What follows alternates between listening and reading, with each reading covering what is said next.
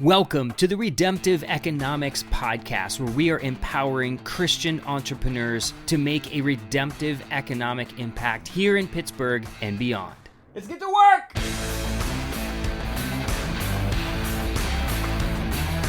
Hey, welcome to the show. I am your host, Mike Hatch, and today I want to talk about money. For this devotional, looking back at our interview on Monday with Rick Newton, which was incredible. If you haven't checked it out, go back and listen to that.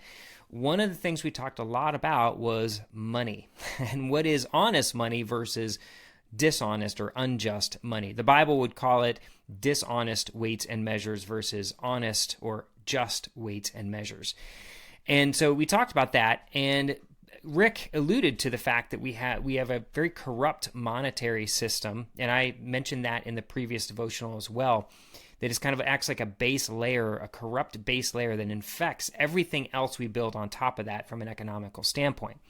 And so today, for this devotional, I wanted to talk about money, but also how money is so much more than just the things that we think about it, that it's just a medium of exchange that facilitates trade.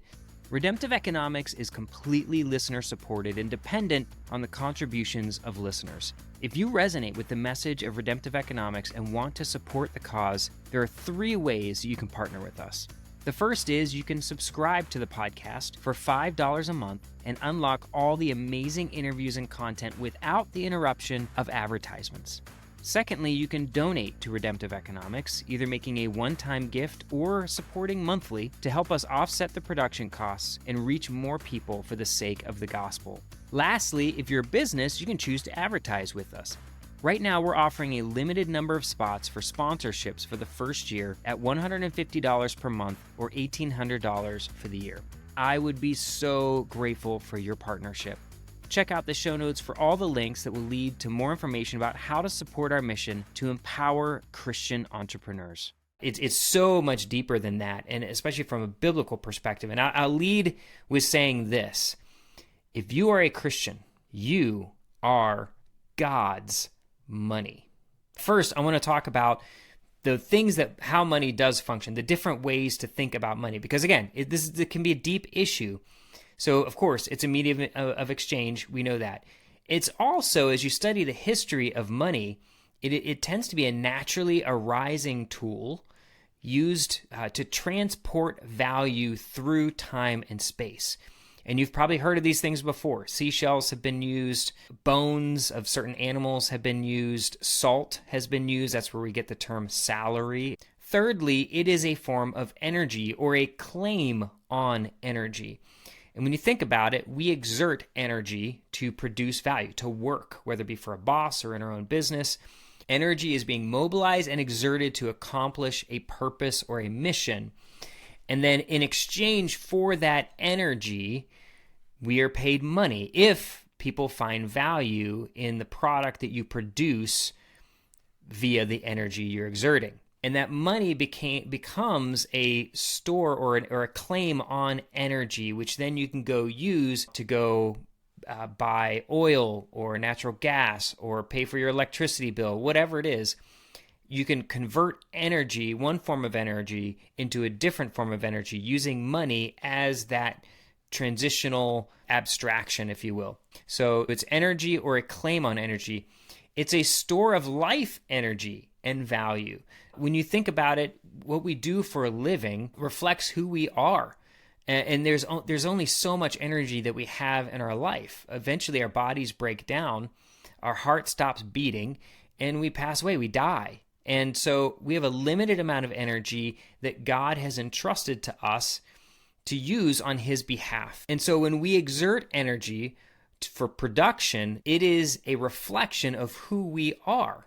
It's literally our essence manifested through a product of some sort. So like, for example, I took a ton of my life energy and invested it in building stairs going up the backside of the hill in my backyard. So those stairs are a reflection of me and my life energy as it was exerted to create that.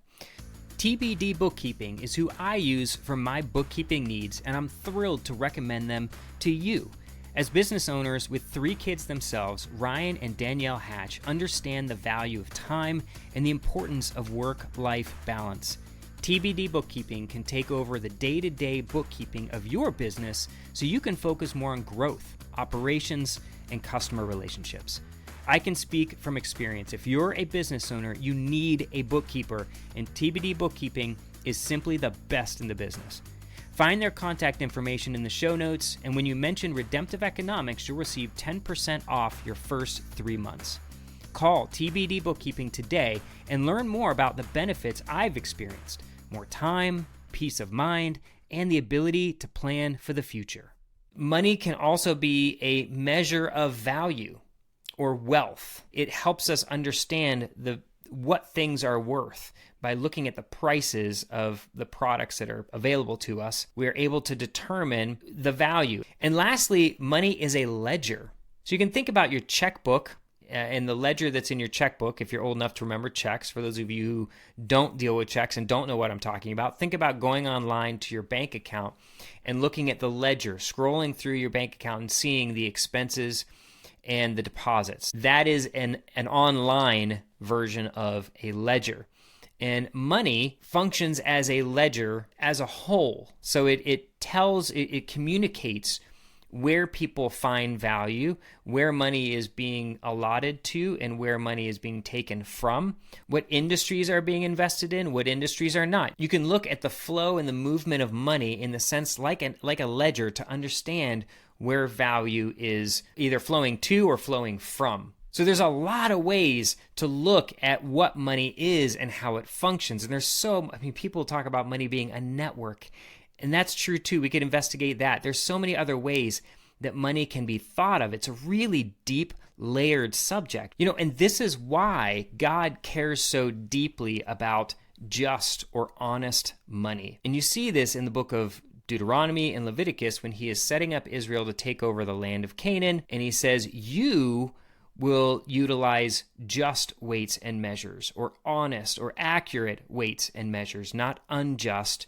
or dishonest weights and measures. And what he's talking about is, yes, he is talking about, okay, when you measure grain and wheat and things like these, of course, or cattle, whatever, yes, he'd be honest about that. But that is also a description of money, because gold and silver bits or coins were used, and in order to validate the value or the quantity of that gold and silver, they would put it on a scale, and on one side you'd have the gold and silver, on the other side you'd have the weights. And you would have money changers that would determine the value of the gold and silver, people's money, for them. And sometimes those money changers would take advantage of them. They would fiddle with the weights in order so that they could skim off the top and steal value from other people. And when you think of money as being a representative of people's literally their life value, this is one of the reasons why God is so adamant about honest weights and measures. You're literally stealing someone's life value when you steal money from them. It is a very serious thing. But even then, it goes deeper than that. Again, what I said at the beginning was that we as Christians or God's people are his money. And I'm going to go to a couple scriptures here to make my case for you.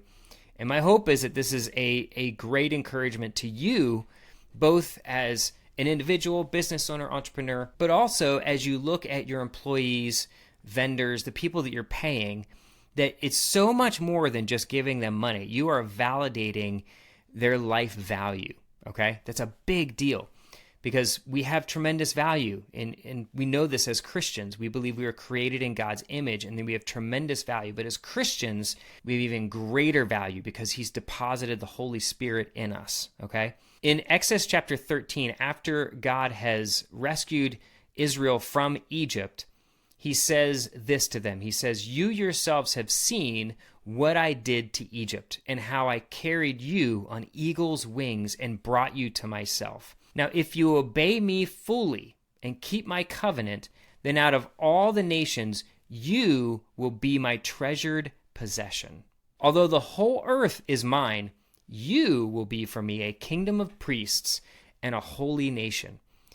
Jeff Doherty with Allstate Insurance has the distinction of being the very first sponsor of the Redemptive Economics podcast, and I couldn't be happier. to promote his services. I've known Jeff for many years now, both as his pastor and friend. And man, I can say with confidence that he is a man of strong faith who aligns well with the redemptive economics values. So reach out to Jeff. He can offer you options for a wide variety of coverage and services. He's committed to helping Pittsburgh residents assess their immediate and long-term needs and choose options that will help you achieve your goals. When you want to explore options for protecting your home, personal property, or financial future, Jeff Doherty is your guy. You'll find Jeff's contact information in the show notes. Hey, go grab a cup of coffee with him, get to know him, even if it's just to review your current coverage in case you need to make adjustments. And I promise you're going to love Jeff every bit as much as I do. Israel, God describes as his treasured possession.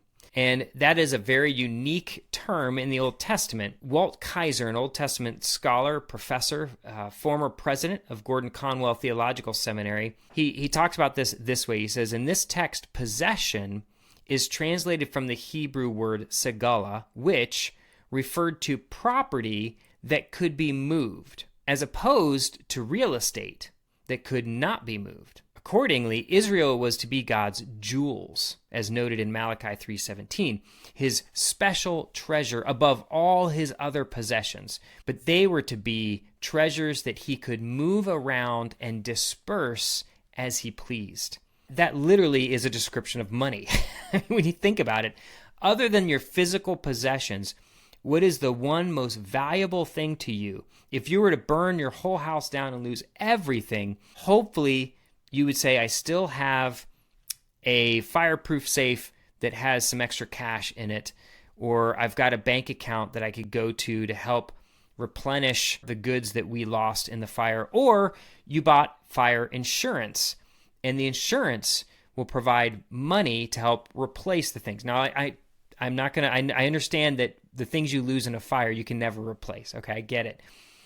My point is that it's still, when it comes down to the very basic needs, money is one of the most valuable things that we have to be able to provide for ourselves. Okay? This passage in Exodus 19, God is saying the same thing about his people. He's saying, you are my most valuable possession. You are my money. Because when you think about it, one of the key aspects of what makes money valuable is that it's portable and it can be transported from one place to another with very little effort. So by virtue of the Holy Spirit, the value, literally the presence of God, an incalculable value that has been deposited into us as Christians, we now serve as God's treasured possession, as God's money. And he's using us, his people, as Christians, to be his store of value through time and space in order that he would gain an inheritance in the future in us, and that we would gain our inheritance through him. As we are exchanging value through money, it is so much more profound what's happening in that transaction than just facilitating the exchange of goods and services. I think in many ways, Satan has come in and deceived us and tried to reduce the value of what money really is. And so when you pay your employee, or when you pay for products from your vendor, and you have these relationships and you're exchanging value, a profound thing is happening there. I'll just use that as an example. When you pay your employee who's done work, they have galvanized energy from themselves and directed in such a way to produce value for you as their boss and for the customer that you're serving.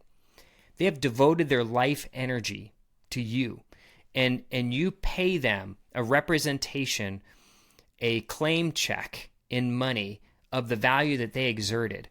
That can be an incredibly affirming thing. It is one of the key ways that we as people are able to affirm each other and the value that we represent. All right.